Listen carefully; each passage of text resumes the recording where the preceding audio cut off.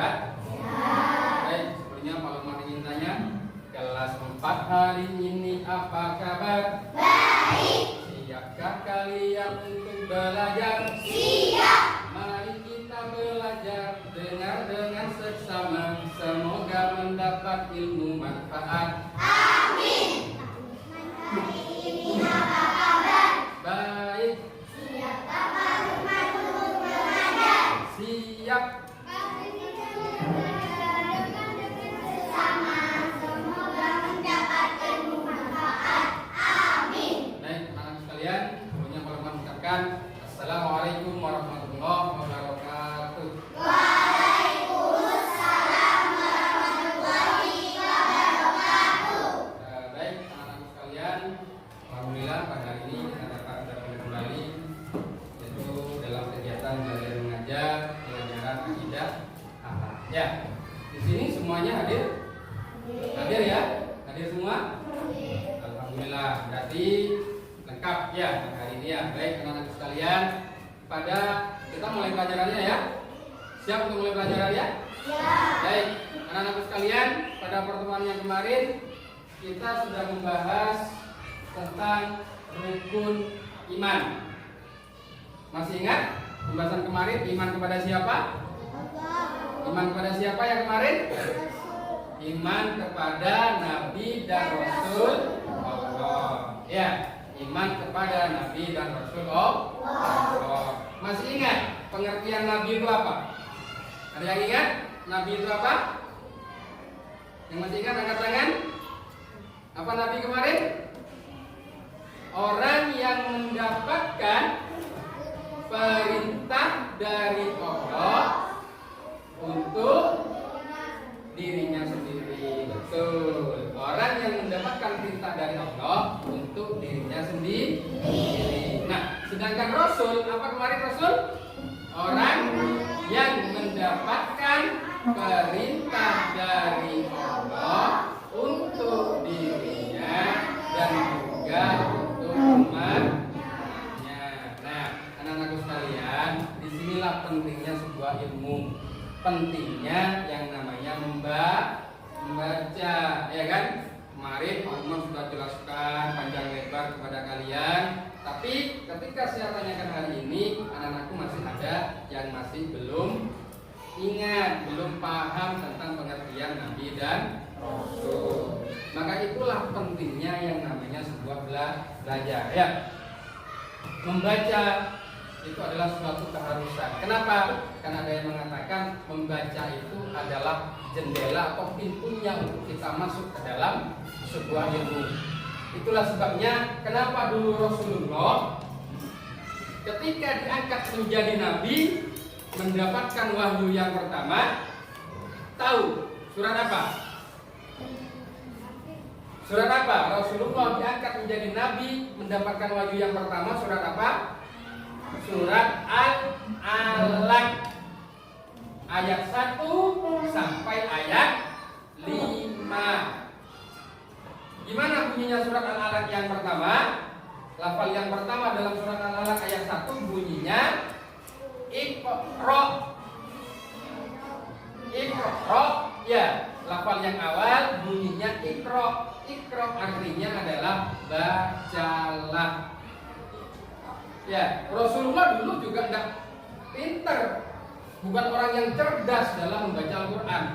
Tapi karena beliau belajar wahyu yang pertama Iqra.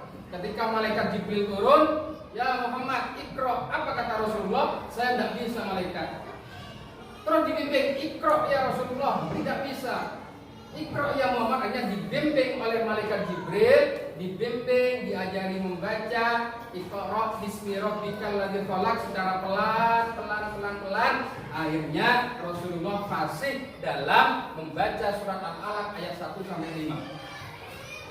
Nah, ini adalah suatu bukti bahwa kalau kalian itu rajin belajar, rajin membaca, maka kalian akan menambah pengetahuan.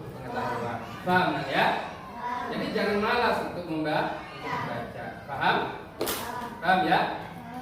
Tuh ya. Jadi senang harus membaca di rumahnya ya. Kalau nggak usah main anak karena kita pelajaran ya.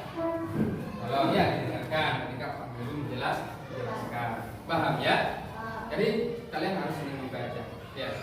Membaca apa Pak? Yang membaca pelajaran. Ditambah jamnya, ditambah belajarnya. Baik anak-anak sekalian, kita kembali ke pelajaran. Kemarin kan kita sudah membahas tentang rukun iman. Ya, rukun itu artinya adalah wajib, iman percaya. Jadi sebagai seorang muslim kita wajib dan percaya kepada 6 hal. Apa saja? Percaya kepada Allah, percaya kepada malaikat, percaya kepada kitab, percaya kepada nabi dan rasul. 5, percaya kepada hari kiamat. Dan yang terakhir, yang ke-6, percaya kepada qada dan qadar. Apa qada dan qadar? Ketetapan dan kepastian yang diberikan oleh Allah. Paham? Nah, anak sekalian, kemarin kita sudah membahas tentang iman kepada nabi dan rasul. Sekilas ya, Pak ulangi lagi ya, biar kalian tambah paham. Nah, kemudian Pak Lukman tanya, untuk kelompok yang kemarin sudah saya berikan tugas, sudah dikerjakan? Sudah dikerjakan? Nah, sesuai dengan yang Pak Lukman kemarin katakan, setelah diselesaikan, nanti perwakilan dari kelompok maju ke depan untuk membacakan atau mempresentasikan tugas yang sudah diberikan. Siap ya? Nanti dari kelompok 1, 2, 3, dan kelompok 4. Namun sebelumnya Pak Lukman mengulangi lagi supaya kalian benar-benar paham. Ya, Allah mengutus sebanyak 25 nabi dan juga rasul. Yang pertama adalah Nabi Adam. Nabi Adam inilah yang menjadi cikal bakal manusia seluruh dunia. Dulu kan hanya ada Nabi Adam. Ya, Allah menciptakan Nabi Adam. Awalnya Allah menciptakan Nabi Adam, ditempatkan di surga. Sama siapa Pak? Sendirian. Nabi Adam diciptakan sendiri, tidak mempunyai teman. Proses pembuatannya Nabi Adam itu dilakukan kalau tidak keliru dalam sebuah keterangan sekitar 41 tahun. Ya, 41 tahun Nabi Adam diproses oleh Allah dari berbagai macam tanah sana, tanah di seluruh dunia, itu semuanya diambil dijadikan satu, kemudian dibentuk, diproses, terciptalah yang namanya manusia pertama yang diberi nama Adam. Nabi Adam tinggal di mana Pak? Tinggal di surga. Ya, Nabi Adam tinggal di surga. Bersama siapa? Sendiri, tidak ada teman karena hanya manusia satu-satunya. Akhirnya apa? Akhirnya Nabi Adam merasa kesepian. Meskipun surganya itu tempatnya enak, tempatnya bagus, ya kan? Semua mau apa di situ ada, tapi beliau sendirian. Nabi Adam sendirian apa? Sehingga merasa bosan. Samanya dengan kalian, ya kan? Main di tempat wisata, cuma kalian sendirian. Kan hanya berdiri-diri kok ya. Tidak ada teman bermain, ya kan? Akhirnya minta kepada Allah, ya Allah saya bosan, berilah saya teman. Akhirnya apa? Akhirnya diciptakanlah Siti Hawa. Untuk apa? Untuk mendampingi Nabi Adam supaya ada teman-temannya. Di mana Pak? Ya tetap tinggal di surga. Tapi kenapa Pak? Sekarang manusia pada di bumi karena kesalahan yang dilakukan oleh Nabi Adam dan juga Siti Hawa. Kesalahannya apa? Allah mengatakan kepada Nabi Adam, wahai Adam, silakan kamu nikmati surga dan isinya, silakan kamu nikmati sudah sesuka hatimu surga dan isinya. Cuma ada satu larangan yang tidak boleh kamu lakukan. Kamu tidak boleh mendekati pohon atau buah yang namanya buah khuldi. Buah khuldi. Ini dilarang oleh Allah. Jangankan sampai makan, mendekati sajalah dilarang. Akan tetapi apa yang terjadi? Ternyata Nabi Adam dan Siti Hawa tidak hanya mendekati tapi juga mengambil buahnya. Kenapa? Karena penasaran. Kenapa buah ini kok dilarang? Karena yang lain kok boleh. Hanya diambil kemudian dimakan.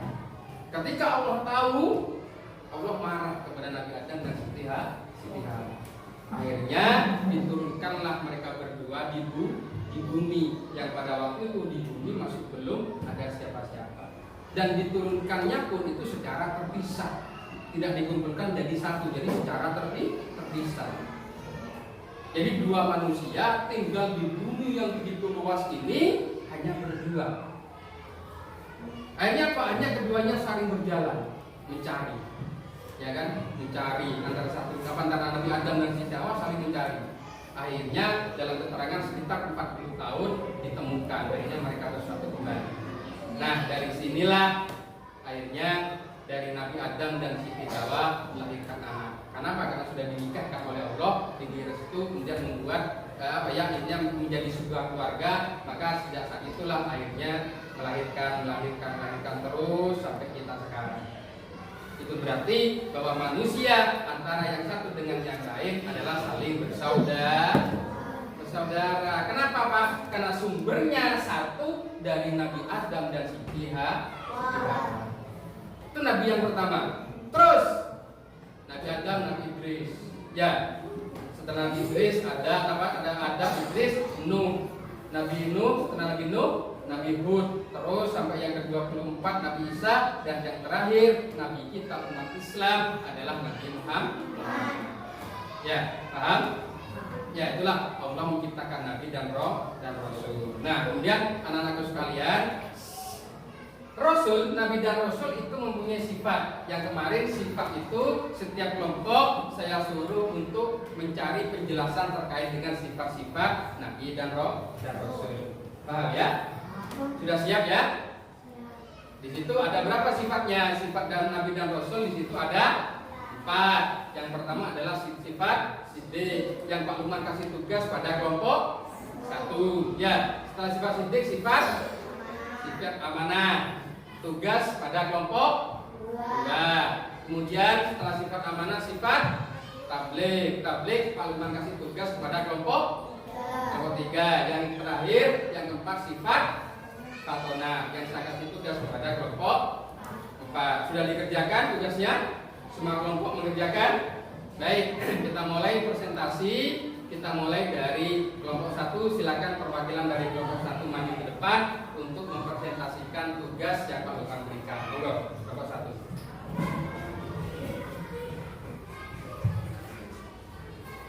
Jangan lupa salam dulu kemajuan dulu. Salam. Assalamualaikum warahmatullahi wabarakatuh. Waalaikumsalam warahmatullahi wabarakatuh. Saya menggunakan tugas sifat amanah. Salah satu sifat bagi Nabi dan Rasul adalah yang artinya berkata jujur atau benar yang dimiliki oleh Rasulullah SAW dalam menyampaikan wahyu yang berasal dari Allah SAW. Para ulama berharap sifat itu artinya benar atau benar bila diserahkan oleh Nabi dalam perkataannya sendiri. Sekian, terima kasih. Assalamualaikum warahmatullahi wabarakatuh. Waalaikumsalam warahmatullahi wabarakatuh. Baik, bagus, tepuk tangan. Silakan. Dilanjutkan kelompok 2.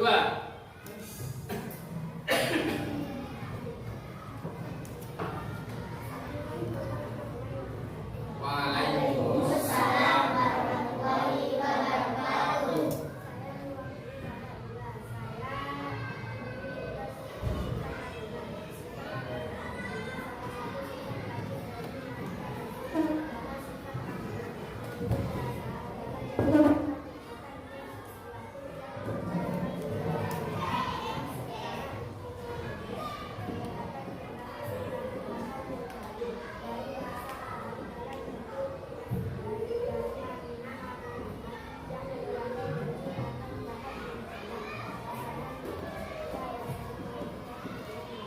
Waalaikumsalam warahmatullahi wabarakatuh. Tepuk tangan untuk kelompok 2. Terima kasih kepada kelompok 2, tugasnya bagus sekali. Dilanjutkan kelompok 3.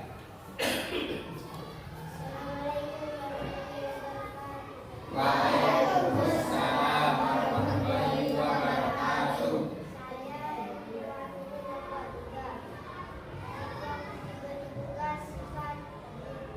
Salah satu sifat wajib bagi Nabi dan Rasul adalah sifat saja ibadah arah dan tabligh yang berat apa yang kata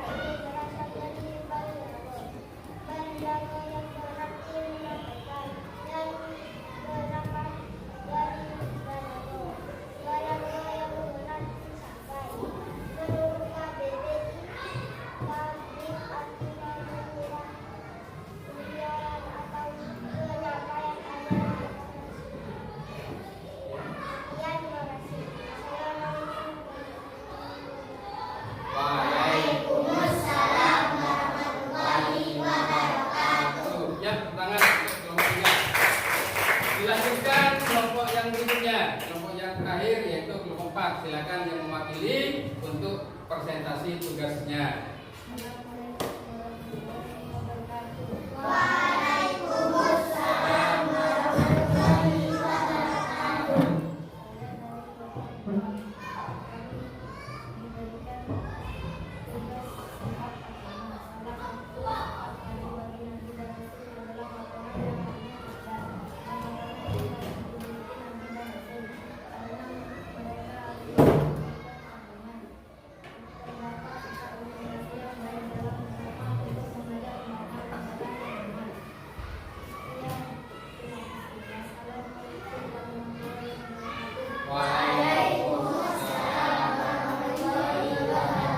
Ya, tepuk tangan untuk kelompok 4.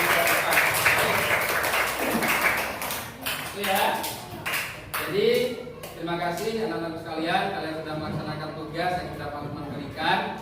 Ya kan, di sini menandakan bahwa antara kelompok 1, 2, 3, dan 4 adalah kelompok yang hebat, kelompok yang mau kerjasama, sehingga tugas yang Pak Lukman berikan kepada kalian, kalian laksanakan dengan baik. Terima kasih Pak Lukman berikan ya. Nah, kemudian anak-anak sekalian, di situ tadi teman kalian sudah menjelaskan terkait dengan sifat-sifat Nabi dan Rasul. Ingat, sifat Nabi dan Rasul itu yang wajib ada 4.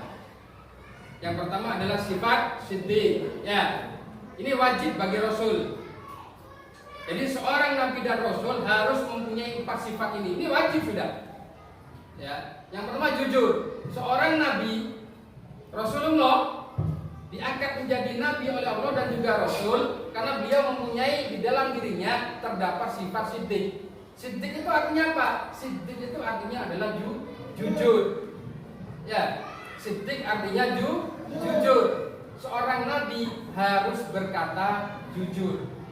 Ya, seorang nabi harus berkata jujur. Jujur dari segi apa, Pak? Tidak hanya ucapannya saja yang jujur, tapi di dalam hatinya, di dalam pikirannya juga harus jujur. Makanya jujur itu diterapkan kepada siswa di dalam dunia pramuka, di dalam gerakan pramuka. Di situ ada dasar dharma. Yang ke-10 apa dasar dharma yang ke-10? Hafal dasar dharma yang ke-10. Suci dalam pikiran, perkataan, dan perbuatan. Artinya kita harus jujur dalam apa, Pak? Dalam perkataan, perbuatan, dan juga pikiran. Makanya wajib bagi seorang nabi itu mempunyai sifat siddiq yang pertama. Kenapa? Karena ucapannya seorang nabi itu harus benar, karena nanti akan dipercaya oleh umatnya. Contohnya Rasulullah memang manusia pilihan. Rasulullah ini adalah manusia pilihan. Dipilih oleh Allah untuk diangkat menjadi seorang nabi. Sehingga apa? Sehingga dari kecil sampai beliau meninggal dunia, beliau tidak pernah yang namanya berbohong. Beliau tidak pernah yang namanya berbohong. Rasulullah tidak pernah berbohong. Beliau selalu berkata jujur. Kalau itu A, beliau katakan A. Kalau itu B, beliau katakan B. Ya, jadi yang pertama sifat siddiq. Yang kedua sifat amanah. Amanah ini apa, Pak? Amanah ini artinya adalah menyampaikan. Amanah artinya menyampaikan. Ya. Amanah artinya menyampaikan, betul ya? Amanah Amanah artinya apa, Dok? Coba kalau tanya amanah.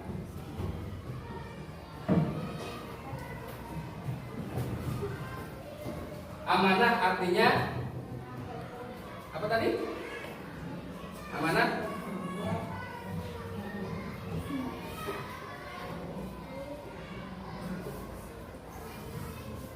Amanah artinya dapat dipercaya, ya. Ulangi lagi, amanah artinya dapat dipercaya. Sifat yang kedua adalah sifat amanah. Amanah artinya adalah dapat dipercaya.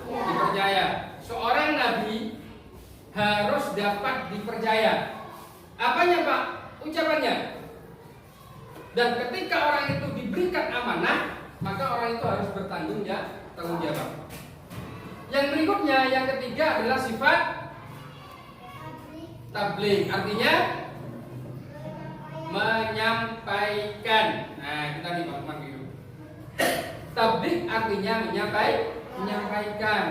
Apa Pak? Menyampaikan apa yang datangnya dari Allah disampaikan kepada umatnya tanpa mengurangi sedikit pun. Tentunya yang disampaikan adalah sesuatu kebenaran yang berhubungan dengan ajaran agama. Rasulullah adalah nabi yang menyampaikan ajaran agama Islam. Maka dari itu, apa yang diperintahkan oleh Allah yang berhubungan dengan agama Islam, maka Rasulullah harus menyampaikannya. Apa saja itu sudah. Meskipun kadang yang disampaikan itu tidak bisa diterima oleh akal. Yang diceritakan, yang disampaikan kepada umat kadang tidak bisa diterima oleh akal. Contohnya, peristiwa Isra dan Mi'raj. Peristiwa Isra dan Mi'raj ini adalah peristiwa yang luar biasa. Secara akal manusia, ini adalah peristiwa atau kejadian yang mustahil. Kenapa Pak? Karena peristiwa Isra Mi'raj itu adalah peristiwa perjalanan Rasulullah dari Masjidil Haram atau yang dari Mekah menuju Masjidil Aqsa yang ada di Palestina. Tahu Palestina? Tahu. Yang sekarang terjadi perang, ya kan? Kita doakan mudah-mudahan saudara kita yang ada di Palestina, ya, saudara kita yang ada di Palestina diberikan ketabahan dan diberikan kesabaran. Ya. Nah, peristiwa Isra Mi'raj ini perjalanan yang luar biasa. Setelah nyampe di Palestina di Masjidil Aqsa, Rasulullah naik ke Sidratul Muntaha sampai ke langit ketujuh. Di situ beliau menghadap kepada Allah. Kemudian diberikan perintah sholat, kemudian kembali lagi ke. Nah, peristiwa ini terjadi pada tanggal 27 Rajab. Ya, 27 Rajab. Nah, pagi harinya Rasulullah diperintahkan oleh Allah untuk menyampaikan peristiwa itu. Kepada siapa, Pak? Kepada umat manusia pada waktu itu.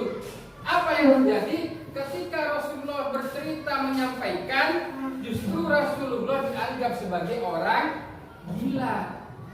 Kenapa Pak? Karena ceritanya ngawur. Masa dari Mekah ke Palestina naik langit ketujuh dalam waktu 1 malam. Mau naik apa? Kalau sekarang bisa ya naik pesawat dari Mekah menuju ke Palestina naik pesawat. Mungkin sekitar setengah jam nyampe, naik ke langit, ya kan? Kemudian turun lagi. Kalau zaman sekarang mungkin saja, tapi zamannya Rasulullah tidak ada pesawat. Dulu alat transportasi apa? Kuda, unta. Ya, perjalanan dari kalau nggak keliru kalau jalan kaki dari Mekah ke Palestina itu memerlukan waktu berbulan-bulan jalan kaki. Rasulullah hanya dalam waktu 1 malam. Sebelum subuh Rasulullah sudah berada di Mekah. Pagi harinya Rasulullah mengumpulkan manusia, mengumpulkan umat orang Mekah pada waktu itu. Kemudian Rasulullah bercerita dan mengajak mereka memeluk agama Islam, kemudian suruh mendirikan sholat. Tapi apa yang terjadi? Rasulullah malah dianggap sebagai orang gila karena sudah ngarang cerita. Meskipun dianggap gila, bagaimana Pak? Rasulullah tetap menyampaikan.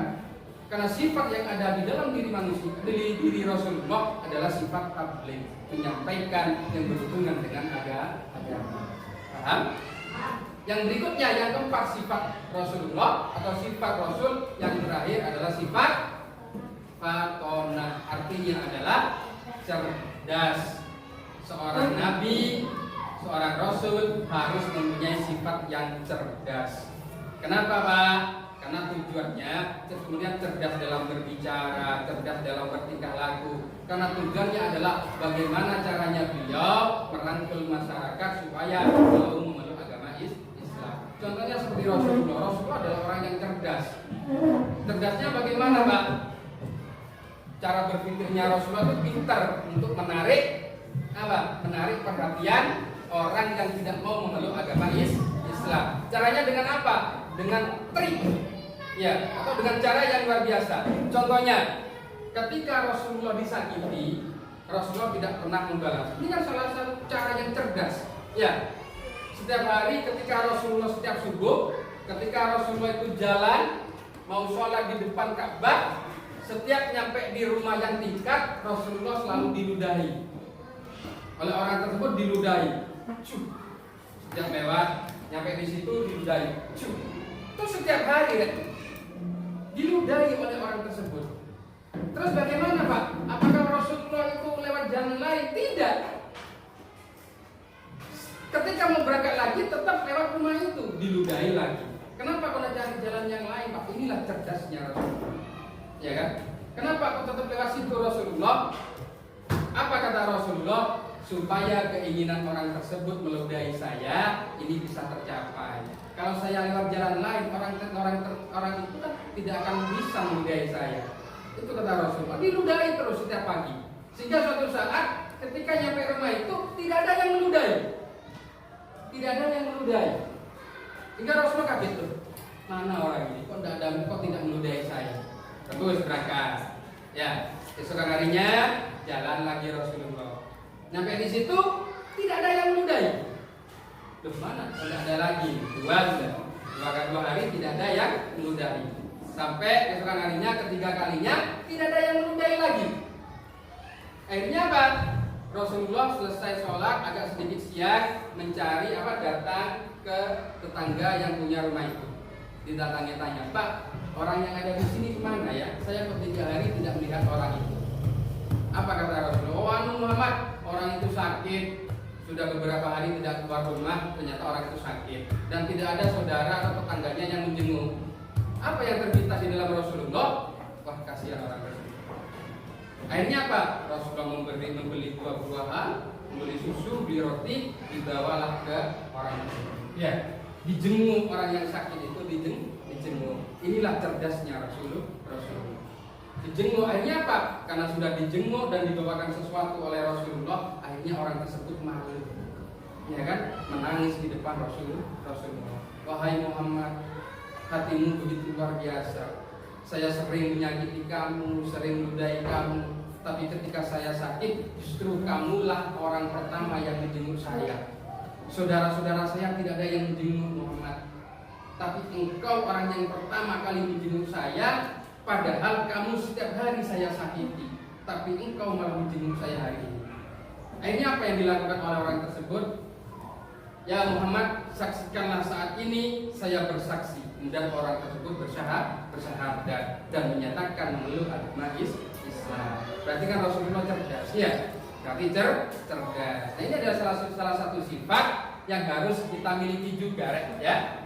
Anak-anakku sekalian, kalian sebagai umatnya Nabi Muhammad setidaknya ada di dalam diri kalian 4 sifat ini. 1, kalian harus menjadi orang yang jujur.